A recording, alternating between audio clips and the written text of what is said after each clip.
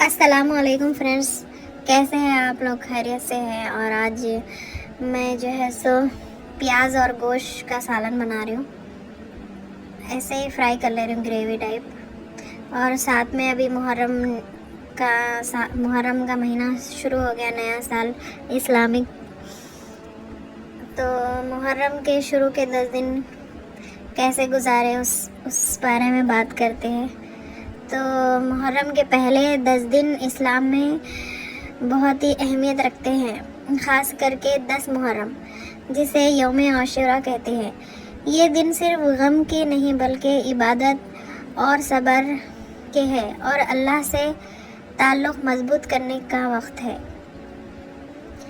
اور محرم الحرام کے مہینے میں جتنی ہو اتنی عبادت کو بڑھا دینا چاہیے، خاص کر کے اس کے اسٹارٹنگ کے 10 دنوں میں، کہ یہ 10 دن بہت قیمتی ہوتے ہیں۔ ان دنوں میں فرض نمازوں کے ساتھ ساتھ نفل نماز بھی پڑھنا چاہیے اور توبہ اور استغفار زیادہ سے زیادہ کرنا چاہیے، اور اللہ تعالیٰ سے اپنے گناہوں کی معافی مانگے، جتنا ہو سکے استغفار کیجیے، اور سبحان اللہ 33 ٹائمز، مطلب 33 ٹائمز بول کے نہیں، جتنا آپ سے ہو سکتا اتنا پڑھنا چاہیے۔ سبحان اللہ، الحمدللہ، اللہ اکبر، اور لا الہ الا اللہ کا زیادہ سے زیادہ ذکر کیجیے، تہجد پڑھیے، اور ہو سکے تو اشراق، چاشت، اوابین، ایسے قضا نمازیں ادا کیجیے، جتنے بھی آپ کی نمازیں چھوٹ گئی ایسے نفل نمازیں پڑھیے۔ اور 2 روزے رکھنا ضروری ہے، 9 اور 10 محرم کا روزہ، جو کہ سنت ہے، جو بہت ضروری ہے رکھنا اپنے لیے۔ 9 اور 10 محرم کا روزہ، روزے سے گناہ معاف ہوتے ہیں، صغیرہ گناہ، کبیرہ گناہ نہیں، صغیرہ گناہ معاف ہو جاتے ہیں۔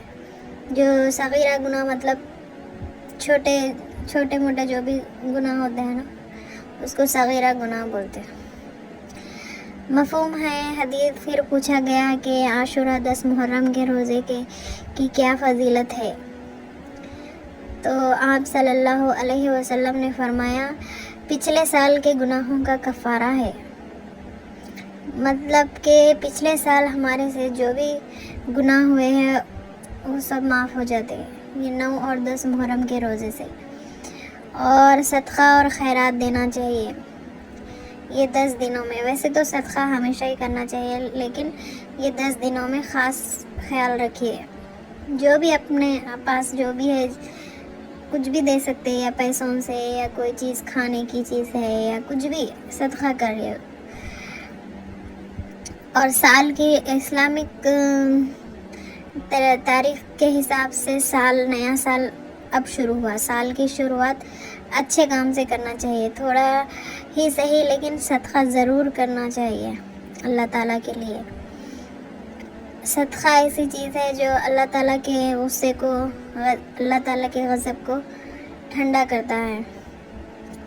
اور جتنا ہو سکے دعائیں کریے، سب کے لیے دعا کریے، جتنا ہو سکے اپنے لیے کریے، ہدایت، آخرت اور مغفرت کی دعا کیجیے، اور اپنے اچھے فیوچر کے لیے دعا کیجیے، اپنی فیملی، فرینڈس، سبھی کے لیے دعا کیجیے، امت کے لیے دعا کیجیے، اور قرآن کی جتنا ہو سکے تلاوت کریے۔ ہر دن قرآن کا کچھ حصہ ضرور پڑھنا چاہیے، مطلب 1 پیج ہو یا 1 رکوع ہو، یا پھر جتنا آپ پڑھ سکتے اس حساب سے قرآن کی تلاوت کرنی چاہیے، اور سمجھنے کی بھی کوشش کریے، ترجمے کے ساتھ، تفسیر کے ساتھ پڑھنے کی کوشش کیجیے۔ اگر مطلب پڑھ نہیں سکے تو آپ سن لے بھی سکتے یوٹیوب پہ لگا کے، تفسیر کے ساتھ قرآن کی تلاوت، کیونکہ یہ محرم کے بہت بڑی فضیلت ہے۔ اور ذکر کیجیے اور تسبیح پڑھیے، جتنا ہو سکے، مطلب استغفار زیادہ پڑھے ہو آپ، ہر دن 100 مرتبہ تو ضرور پڑھیے، کہ سبحان اللہ 100 ٹائمز، الحمدللہ 100 ٹائمز، اللہ اکبر، لا الہ الا اللہ، استغفر اللہ، یہ سب 100 ٹائم ضرور پڑھیے. کلمہ زیادہ سے زیادہ پڑھیے. استغفار زیادہ سے زیادہ پڑھیے. استغفار کی فضیلت ایسی ہے کہ جب ہم زیادہ سے زیادہ استغفار پڑھتے ہیں تو جو ہماری دعاؤں میں جو رکاوٹ ہوتی ہے وہ ختم ہو جاتی ہے. مطلب اب ہم جو بھی دعا کر رہے استغفار کی سے وہ جو بھی ہم سے گناہ ہوئے جس سے ہماری دعا قبول نہیں ہو رہی تو استغفار کرنے سے وہ گناہ معاف ہو جاتے ہیں جس کی وجہ سے ہماری دعا قبول ہونے میں آسانی ہو جاتی. رسول اللہ صلی اللہ علیہ وسلم نے فرمایا جو کسی کو ہدایت یا صحیح راستے کی طرف بلاتا ہے اسے وہی اجر ملتا ہے جو اس راستے پر چلنے والوں کو ملتا ہے بنا ان کے اجر میں کچھ بھی کام کیے. اور ذکر زیادہ سے زیادہ کرو آپ روزانہ. اور جو ہے سو محرم جو ہے سو ابھی جو اسلامک سال ہے مہینہ جو اسٹارٹ ہوا محرم اللہ کا مہینہ ہے. اللہ کا مقدس مہینہ ہے. محرم ایک بہت ہی مبارک اور اہمیت والا مہینہ ہے.